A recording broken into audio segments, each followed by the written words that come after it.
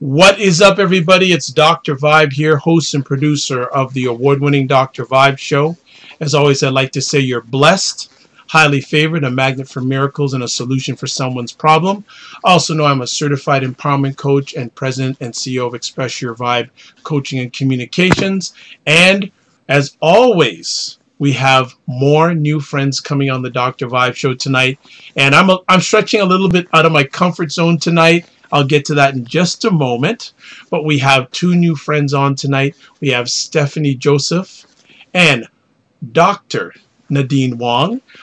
Both of them are going to be part of an incredible, outstanding show this weekend called the Toronto Natural Hair and Beauty Show. So that's why I was saying I was stretching out of my comfort zone tonight, because as you see, I don't have any natural hair, at least on my head. Just at least on my head. So we are very blessed and highly favored to have both of them on. Thanks for everyone for putting up. We had a little bit of a technical issue, but we don't get good, we get done sometimes. So we are happy to have both of them here. So welcome, ladies. Thanks for taking time, both of you, out of your positive, productive schedules. How are we doing this evening? I'm doing great. Excellent. I'm doing great. Well, Thank you for inviting us. Well, no problem. Well, it's all Ms. Joseph. So we're going to start off with Ms. Joseph. Can you give a little background about yourself and also a little background about the Textur'd Hair and Beauty Show? Sure. Well, my name is Stephanie Joseph, and I'm the founder and producer of the now Textur'd Hair and Beauty Show, formerly the Toronto Natural Hair and Beauty Show. This is the 12th year for the show, and I started this back in 2003. Now, if you do the math, you'll be like, this is supposed to be the 14th show. Well, it's not. There's 2 years that I didn't do it. And I created the show as a way for women to love and appreciate their natural hair. And that's basically it. I stopped processing my hair in 2002. And then in 2003, I decided to celebrate by having a little meetup. And it's been history ever since. Excellent. Do you have memories of that first show? Oh, yes. Yeah, last night, my son and I were actually talking about it. It was in the back of the Ashanti room, which is no longer around, but that's at Bloor and Ossington. It held about less than 100 people fit in there. We were all snug. I had 2 workshop facilitators and 2 vendors, but we had a great time. And those people were the foundation, and they said, let's keep this going, and here I am. I never thought 12 years later I'd be still doing another show. Excellent. Well, I'm not going to let Ms. Wong sit in the wayside. Also, can you give a little background about yourself, Dr. Wong? Actually, was I the second guest at your second show? Because I've been one of the speaker for many years, right, Stephanie? And I believe it was the second year, correct? Oh, you've been with us since 2008, if I'm correct. Correct. So I want to say that, even though it was a couple years in, I feel like I'm definitely a pioneer as well with Stephanie on this journey that she's been on. A little bit about my background. My background is quite diverse. I really started out doing hair, and I just kept studying further and further and further. And my interest is the science of hair, which the focus of the body is the focus of my presentation. Your body produces your hair. So everything we put in affects how our hair comes out. So whether it's textured, whether it's chemically processed, or even if you're bald, your head still tells a story. So as a doctor, yes, it does. So my specialty is just in that. I assessed from your inner aspect, your inner minerals, and from that I'm able to determine every single thing that is happening in the body to bring it to a complete unit. Okay, so here's a $1 million question. How did you two meet? Go ahead, Stephanie.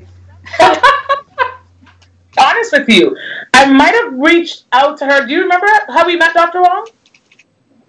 I think I might have just reached out to you. I was looking for a trichologist for that show in 2008, and I came across Alabaster Wellness Clinic, and that, if I remember correctly, that's how we met, and I reached out to her. That's correct, because I believe I am the pioneer of a trichologist in Toronto. So she was looking for someone specifically who specialize in hair and scalp and hair disorder, which is what a trichologist does, and that's one of my specialties. Okay.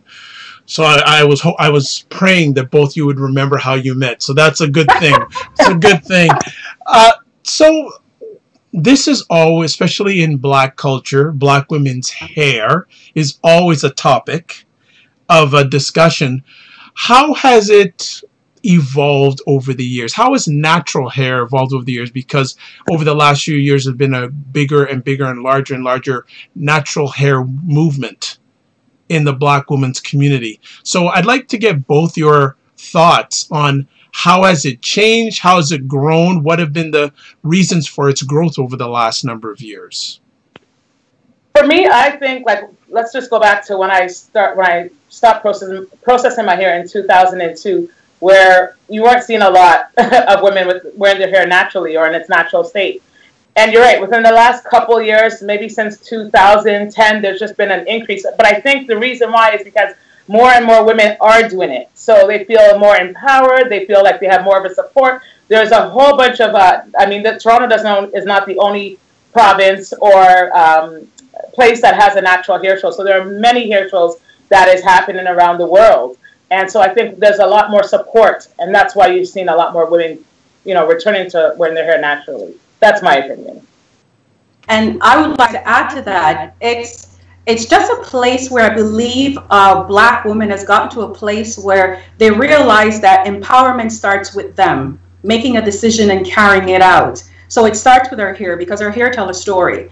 And through over the years, we've just been embarked, we've been challenged with so many different social things, social justice and injustice. And I believe that they just made a decision that, you know what, let us make a stand, and they choose to do it through their hair. Okay. Let's get historical. What significance has Black women's hair had over the years, over the hundreds of years, in the evolution of Black history? I'll let you take that one, Dr. Wong. Well, it certainly has evolved. It has evolved a lot from slavery days. There are so many history in terms of when we never had combs and we had to use, different apparatus as means, as a form to comb our hair. Historically, I don't even know how to coin one particular thing, because we've always made history when it came to our hair. We've always made an expression. We communicate with our hair. We've always taken that stand in the sense of saying, you know what, we're either rebelling or we're conforming. So throughout history, we really haven't really made any changes. We have just been piggybacking on the pioneers of many, many years ago, in slavery, when they just, whether they want to comb it, they want to wrap it, they made a statement. So I think we've just evolved on that in a very creative way. We've now had colors, we now have dreads, we have twists, we have blowout, but I don't really see much of a difference. I think the flair is they have just advanced with color and technique, but it's still the same statement that says, you know what, I am free. And that's really what I would like to stand on. Stephanie, how has the show grown and evolved over the last number of years? It's grown a lot. It's grown quite a bit.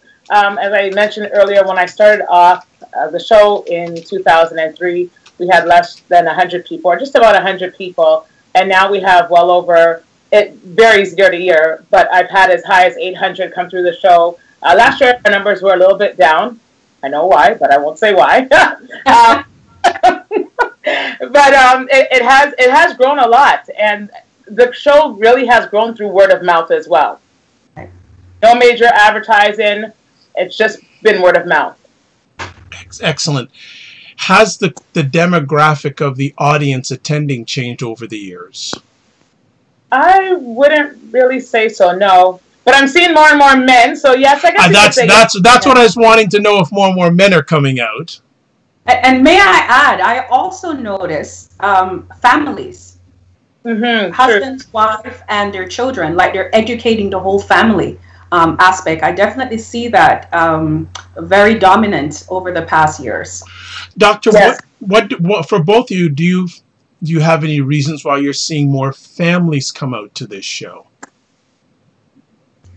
Well, I believe strength is in number, and I think it's easier when you have made a transition. For example, the Bible says that a family that prays together stays together. It's the same concept for every other social justice, and taking care of your hair is one of them. Taking care of your health is one of them. So, for example, a person may decide to go natural. As a supportive partner, you want to support the person you're with. You said, okay, let me see what this is about, especially if it's costly, especially if the person is coming home and speaking terms that is foreign to you. I think it would be just natural for you to support your partner to actually come out and see what it's about. And then eventually, I've noticed this, Stephanie, where you don't just see a family, you see a family that has a particular trend. They're either a trend of dreadlocks, they're a trend of low haircuts or bald head, or they're just afro, or, even if they're processed, they are a unit and they're walking together as a unit.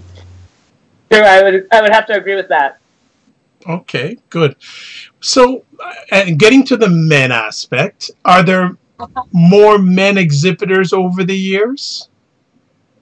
Yes, there has been more male exhibitors, and not a lot of male participants in terms of workshops, but that lets me go right into my plug for the men that are coming in this year. I do have 4 men coming in from the States. Thando Capelle, who's out of Brooklyn, New York. Darius Peace from Atlanta.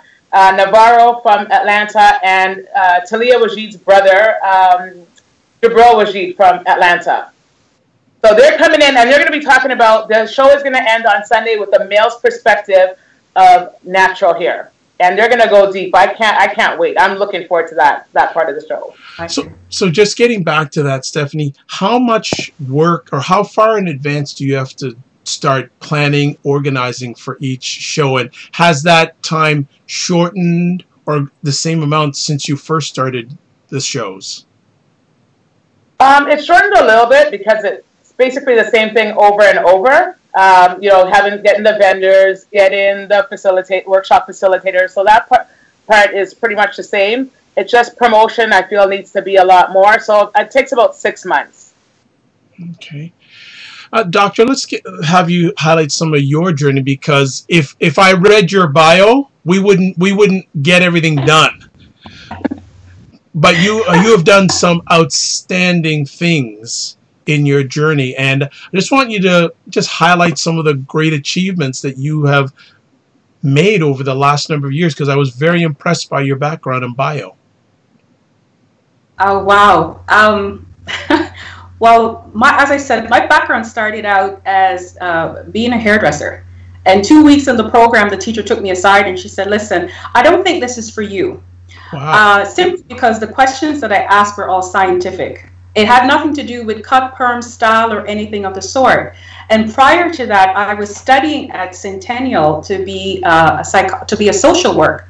And, life just have a way of throwing you curves and some lemons. And along the way, I just started to press and I produced my lemonade, not make lemonade, but I produced it. Because the science of hair I was so in love with the science of hair, not the cosmetic aspect. The questions I ask is, where is hair coming from? Why, as a Black person, after we shampoo our hair, we always got to go back in and put some oil on it? Why, when it flakes, we got to keep putting oil on it? I didn't understand the concept, because when you shampoo your hair, it's to remove the debris and the dirt. But when you put oils back in, it would attract it. So the teacher says, no, I think you are more scientific. I think you should try something else. So I mean, anything I start, I will finish. So after I finished the program, I joined different organizations, and one of them was there was an association, a hairdressers association at the time, and they will go to the States every so often, and we do seminars and stuff, because it's sad to say, then maybe now, but then we never had the option of understanding the science of hair in Canada. So every so often we had to keep going back to the States, and I joined an organization there, the beauty culture organization there. And there I heard a trichologist present. And I thought, oh my gosh, this is it. So after I spoke with him, we could communicate, because normally when I speak, people tell me that they need a science dictionary. Like, where do I get this terminology from? And when I interacted with him, we just meshed, and then he introduced me to the International Institute of Trichology, which is in Huntsville, Alabama. So of course I left Canada and I went there. So for a good couple years, I was going back and forth. Suffice to say, I completed a degree. I mean, we had to study at Dillard University in New Orleans. We were just all over the place, zigzagging throughout the state, just to get the various credentials that I need in terms of completing the degree. So we're certified with the American Drug List Association. So I came back to Toronto with all this fresh knowledge. And again, I'm speaking a language that everyone is like, what? How? I don't understand. You're not making sense, but the result made sense. So I started to educate and, went back in the salons and said, listen, there's another way we have to reach out to the community. And of course, they didn't receive me very well. I will actually say that they didn't, because what I saw, I was very disturbed about, because the whole trend of extension and weaving and stuff, I explained to them, listen, that was the source of why many of the women were having the alopecia, which is the baldness. They were having reactions like, whether they're having breakouts, pimples, or discoloration of the skin and scalp, flaking and so on, because they're allergic to the dyes that were in these processed hair. So when I walk around in the salon and someone would say, doctor, tell me what's going on with my hair and so on. And I said, well, here's the situation. You have 3 strands of hair and the stylist is putting on a pound of hair. What do you think is going to happen? So of course she wasn't having that, because I know it cost her $1,000 job, and many salons I was banned from. I was banned from it simply because I told the truth. So that just caused a shift now, where patients were coming to me saying, okay, I need to know what's going on, like how I can make my hair healthy, how I can grow my hair back. So I really dove into that. So as I was practicing trichology again, which is a scientific study of hair and scalp and hair disorder, I'm just like a curious person. I'm a why person. Why are these things happening? And again, now I understand where it's coming from. Hair is coming from our body. Our body is made up of one lump of a cell. That's really what it is. They don't teach you that. What we're taught is that our body is in different sections. This is why we go see a specialist. You see our heart specialist, the eye specialist, and so on. But if you look at the body as one unit, you more likely will obtain optimum health more than you have 10 different, whether medication or products for different parts of the body. But if you look to one unit, you will eliminate the 10 products or the 10 form of medications and really come down to one thing, which more likely your body is more likely depleted in minerals, which is the key element, whether to health or to your hair, whatever your texture, whether you're bald, whether you got locks, whether you got process in it. If your minerals are off, you could shine your hair with the best coconut oil. You could get the best technician to come. You can get the best technician to come and braid and weave the hair. But at the end of the day, all the symptoms are going to remain the same if you do not look or treat the body as one unit starting from inside. So I started to do more study. I went back to school. I didn't just go back to school for science. I went back to school to complete what I started from social work into psychotherapy, because, our mind tells us a lot, or we know a lot about our hair because of how you're feeling. So for example, you're not having a good day. Do you know that you take it out on your hair? It works out in your style. It almost, even when you clothe yourself, 90% of the time you tend to put on something that is dark. If you're happy and you're feeling good, it shows in your hair. You want to cut it, you want to do something that is different, and it normally reflects in the style clothes we choose, whether it's a brighter color. So I went back to school and I studied and I completed my degree in psychotherapy. So I combine the practice. So when a person come in, or when I do seminars, or I'm looking at Stephanie and looking at her hair, and Dr. Vibe, I'm looking at your bald head, I can tell a lot. Yes. I can assess a lot in terms of how a person is feeling based on that, because of just what I'm looking at, right? And then again, I just started to study further, because what will happen? Patients will come in And I use this word loosely. We treat them and they are healed, right? And a couple months later, a couple years later, they come back with something different. And then I say to myself, okay, then something is wrong. So I started to look in the thing that as humans we use on a common basis, which is cosmetics, only to find out that 99% of the cosmetic that we're using is the actual source that compromise our immune system as to why we're sick. The cancer, the mental illness, the diabetes, the weight loss influx or deflux, the mood shift, because when it absorbs through your follicles, it actually gets into your bloodstreams and it suppresses your enzymes, it suppresses our hormones, and it sends mixed messages. So this is why when a person, a woman or a man goes and get a fresh cut, they feel good, because and when they apply all these different chemicals to the hair, it gives you a high. It's like drinking coffee or sugar, because it's what the body absorbs. The binders and the fillers that are in these products, they actually shift your receptors. So when you're feeling low and you go back and you do all these different things, your receptors basically are shot or they're low. So the signals are not being received properly. So I combined all of those different things with my practice. I went back to school to do food and pharmaceutical food science at Durham College. And out of that, I started to create my own products. My products doesn't have preservatives. They're made to order. They are strategically in small unit bottles. So it only lasts like a month or so, but more likely you'll finish it before that. And it takes that time before the molecules start to separate. What I mean when I said separate, we all know when something smells rancid.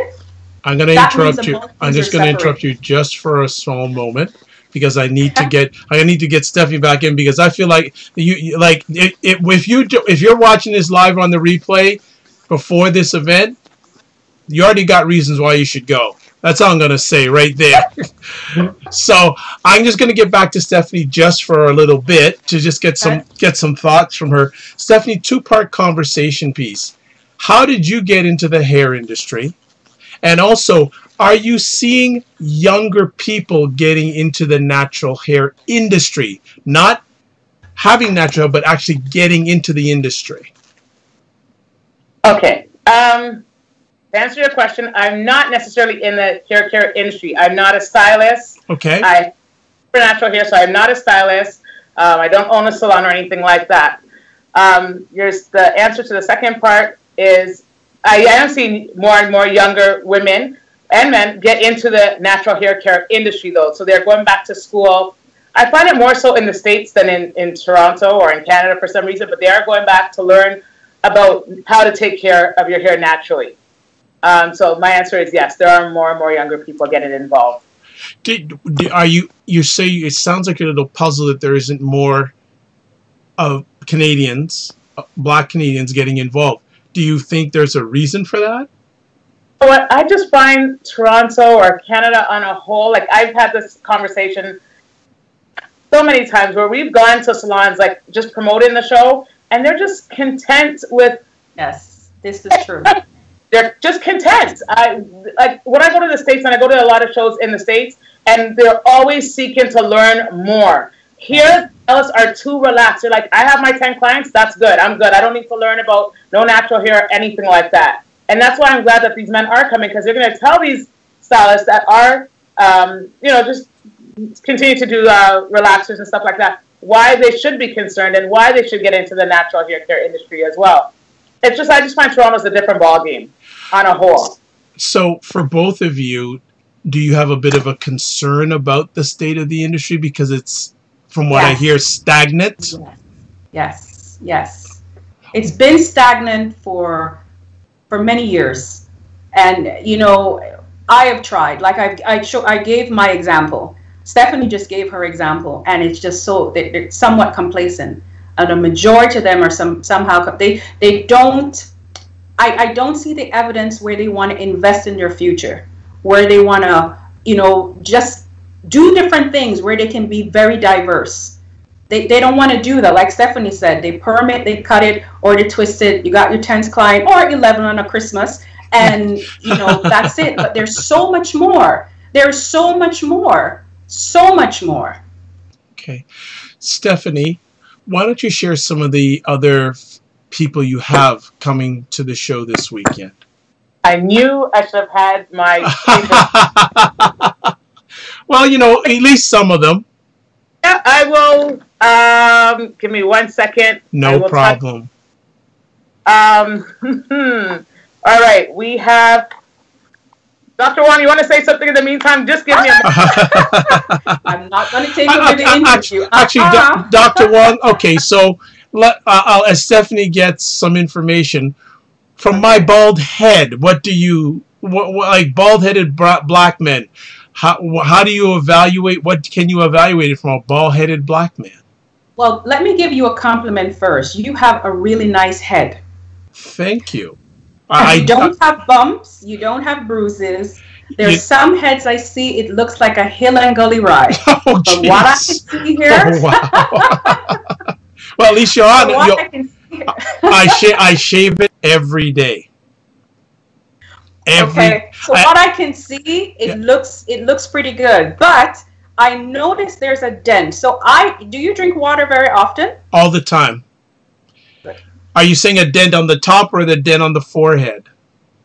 No, I'm seeing a crease up that side. Well, okay. That would be because of. Well, I'll tell you that crease on the forehead area. A number of years ago, I had a very large fat deposit.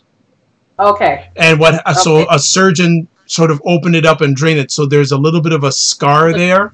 That is what I noticed that. That and it's funny because a lot of people don't notice it.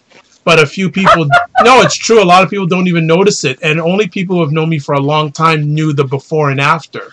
Because beforehand, there was a lump in sort of like a big lump. And I had a surgeon cut it open and drain the fat. And there's a remaining scar there. But yeah, I shave my head at least everyone who's watching live or on the replay, either sometimes twice a day because I like a smooth, shiny head.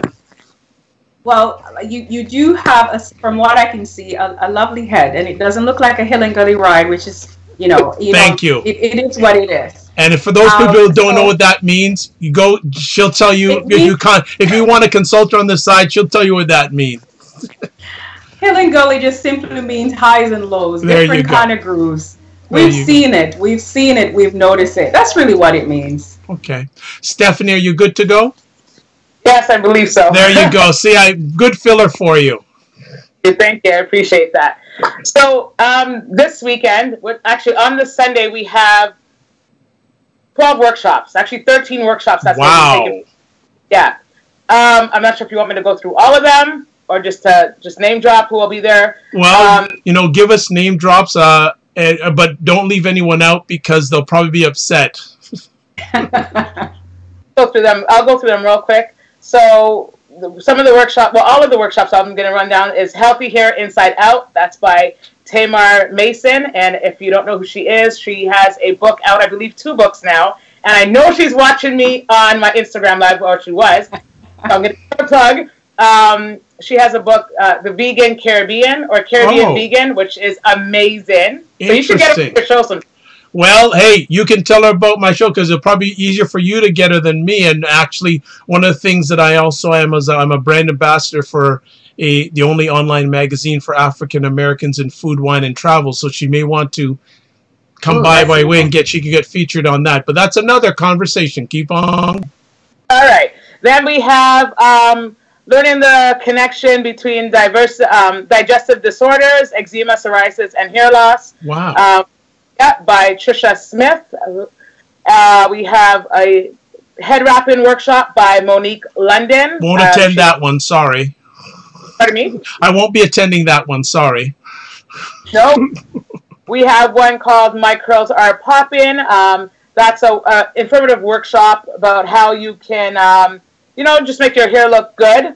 That's by Khadija Letitia.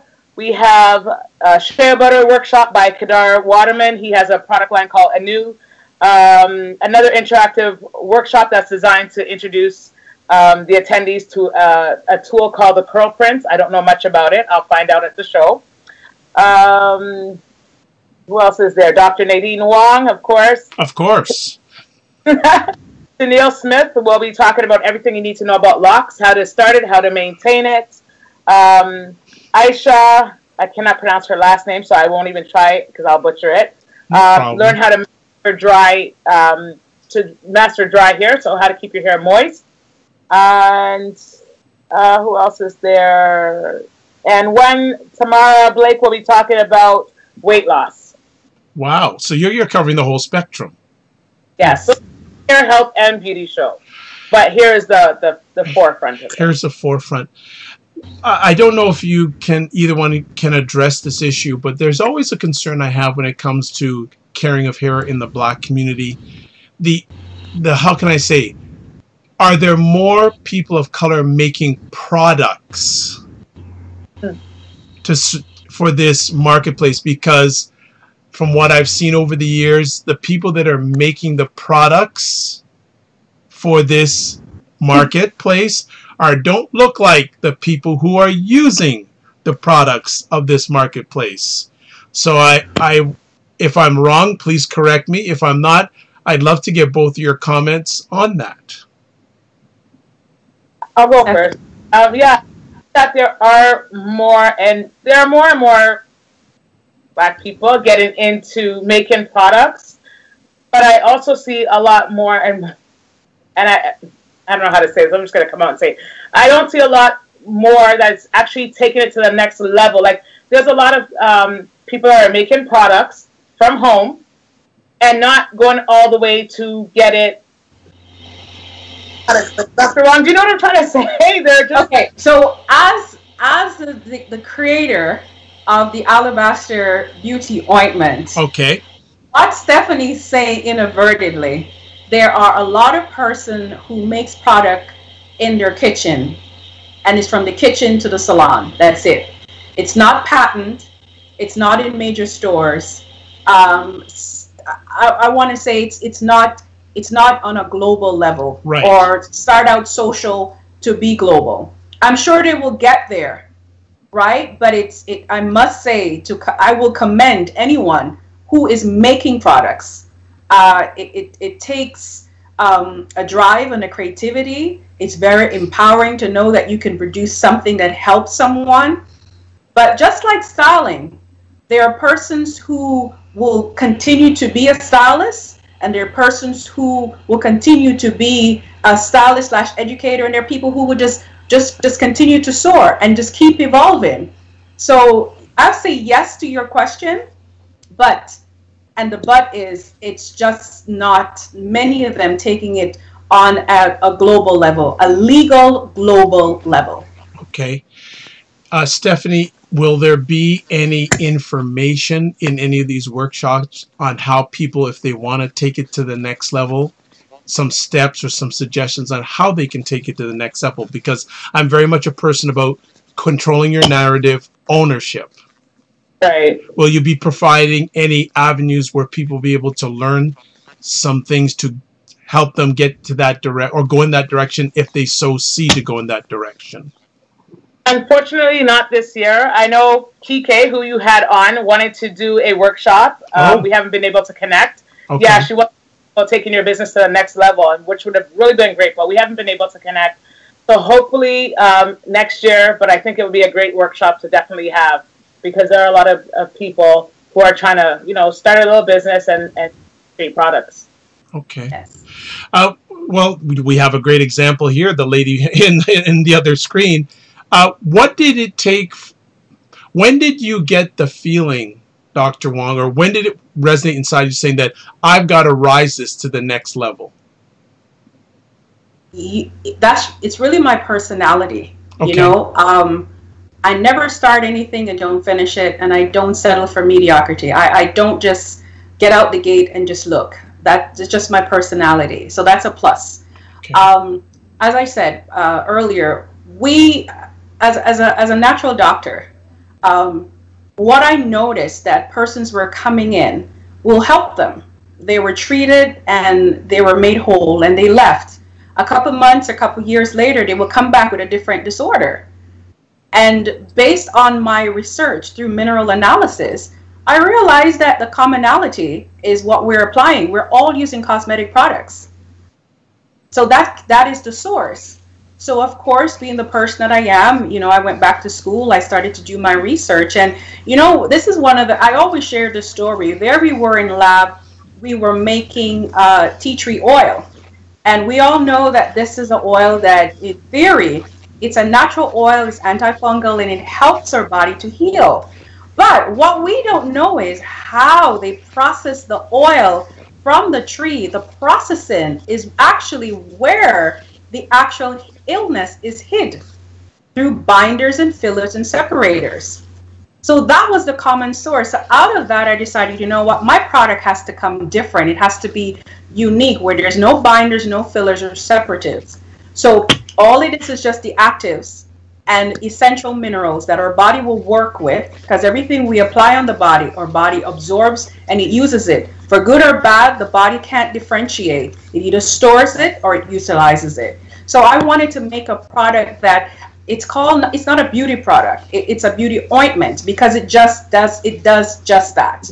When it's absorbed, the body receives it as a form of mineral. Minerals are the spark plug to our life, and it helps our body to keep in alignment. So whether we're putting it on as a cosmetic or just as a topical form of product, there is many different medicinal benefits to it. Okay. Stephanie, does it get easier to put on the show each year? It does get easier. Yes, it does. The reason why I'm saying and shaking my head like that is because I'm taking the show in a different direction next year. I'm in the initial stages of rebranding it. Okay. Before, the show used to be called the Toronto Natural Hair and Beauty Show, and now I've renamed it to the Textur'd Hair and Beauty Show. I don't want to say too much about what I'm going to be doing. No problem, but I just wonder if I can interrupt you there. Why the change in branding to Textur'd from the Toronto Hair? How did that come about? What's the story behind that? Well, it's something I wanted to do for the longest time. Actually, I'll just go back. When I started the show in 2002, in 2003, it was named the Nappy Hair Fear. Don't ask me why. I just... Well, I'm sure there's a story behind it, but we'll discuss that off air. And then I changed it to the Toronto Natural Hair and Beauty Show. And then a couple of years ago, I'm like, okay, I wanted to rebrand. And the name is so long. I thought it was the Toronto Natural Hair and Beauty Show, and everyone's doing a natural hair show. So I want to separate myself. It's still a natural hair show, but for branding purposes. And there are other shows that are growing here in Toronto, so I still have to stand out. I'm not the only one doing a hair show in Toronto now. So that's basically it. It was nothing major. I just wanted to have a name change. Well, you know what? First of all, I love the name, and I love when people are able to grab a great brand name and they're able to get it for a website. So kudos to that. What makes the Textur'd show different than other natural hair shows, in your opinion? Than other natural hair shows in Toronto? Yes, we'll just talk about Toronto. I think the fact I've been to one other one, and there's another one that it's growing now. I think they're in their third year.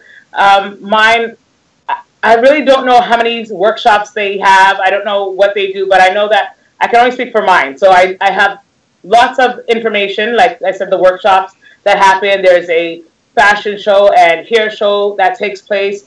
I know it's big because we have at least 40 to 50 vendors that come out. The other ones, that many vendors. Everything takes place, from what I understand, in one room. And initially, when I started, I was in one room, but now I've basically taken over the facility. Nice. Congratulations. Thank you. There's still grow, but it's really grown a lot.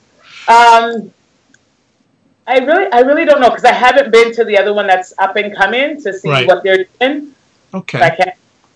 So it's growing, and how many of the vendors? Okay, if you look at the vendors from this year, how many were vendors last year? What percentage? Quite a handful, at least 50%. Wow, that's good. Yeah, I have vendors to this day that have been with me since day one. Wow, nice. Congratulations. I retain a lot of vendors, so I must be doing something good. Absolutely. Must be doing something good. So fantastic. Dr. Wong, what keeps you going to being a supporter of this show? Look at her. Look at this woman. I support, listen, without knowledge, we perish. This woman is coming with this vision. She has the knowledge to make it happen. We have to know when to be leaders and to be followers. I will follow Stephanie Dream because she is impacting our community and our community needs that touch. So if I can, I love this analogy. If I can be a thumb, or if she's the thumb and I'm a finger and everybody get together, we create a hand, we can do so much. So why not support it? Excellent. Stephanie, why should Black men go to this show? I'll tell you why Black men tell me they come to the show. Okay. The ones that come, they're like, oh my gosh, so many natural hair women in one room. Oh my gosh. But I think it's great for Black men to come because the media and just, I'll stick with the media. We've always been taught that, for the most part, that, straight hair is beautiful. And I think it's good for them to come out and see women who wear their hair in their natural state and that they can love and appreciate that. Right. And it's also good for them to be able to, be an example to their daughters, have them bring their daughters out as well. So their young daughters can see women, older women, younger women wearing their hair naturally and for them to be inspired. Doctor, you went, there's got to be something behind that, So you got to flush that out for us. I will. She gave you, I think, a watered down version. I'm going to tell you what I see, what I hear, and what men come up to me and say. Okay. I love coming because you guys are beautiful. That's it. We are just beautiful. We're a variety of blend, shades, personalities, and that's it. Because there is so many diverse beauty in the room. It's like a collage. It's absolutely just a diverse difference of just beautiful, beautiful people, beautiful women. And I'm seeing some really eye candy men coming too, which I love to look at. Speak it, doctor, speak it. I will speak it. I will speak it. I love it. I love it. We need our men. We need our men. I was gonna say, Dr. Vibe, as someone said on my Instagram, and it's so true. I forgot this part. Men have hair too, so they need to come and get the knowledge. True, absolutely. Let me ask both of you a two-part conversation piece. What is your biggest concern when it comes to natural hair? That's part one. I'll let you answer that first. Whether it's with the consumer or the industry, what are your biggest concern or some of your concerns in the state of the natural hair care environment right now? Okay, that's the first part. I think for me, one of my biggest concerns, and it's something that you kind of touched about who is making products and who isn't. I think my biggest concern is that people just trying to do a cash grab. That's not whack. Right, okay. And, just them trying to cash in, because you go to the stores now and you hardly see perms, like those kits of perm selling. They've now found a new market to tap into. I mean, they're trying to make their money whatever way they can, and that's my biggest concern, is having them just use us to make their money. I will agree with that, but my concern is more. My concern is to our community, and it's okay to make the decision, to make the transformation from chemical process to natural. But in this era, I think we still lack the knowledge, not because you don't have a chemical that has rearranged your hair, right? That doesn't mean you shouldn't take care of the hair. The hair requires hydration, whether you had a chemical in it or it's natural. I see too many persons walking with natural hair, and my book that says, what if your hair could speak, what would it say? It would say, I need a drink of water. Like, you have to balance it out. Natural, I mean, I see it all the time. People are advertising products, and they are trying to allure our public to say it's natural, because now you know the chemical, the companies that were making billions of dollars in our community, from our community, on chemicals, they have just lost a lot. So they're trying to lure in the way they lure in before, to try to say, okay, well, we have this particular product. It's natural. However, it rearranged the hair. Here's the challenge I have. If something rearranges your hair and it permanently changes it, there's nothing natural about that. But there's some people in our community are still being allured by words, and they don't gravitate to the knowledge that, listen, natural, it's not just applying product, it's a state of mind, and you still have to do your part. You still have to comb it, you still have to maintain it. If it's locked, you still got to massage the scalp, because circulation is important. Your body needs that, your scalp naturally needs that stimulation. So when people tie it up, or they just leave it there, and then years later, Stephanie's smiling, years later, months later, they come around saying, okay, how come I'm having these flaking? How come my hair looks so dull?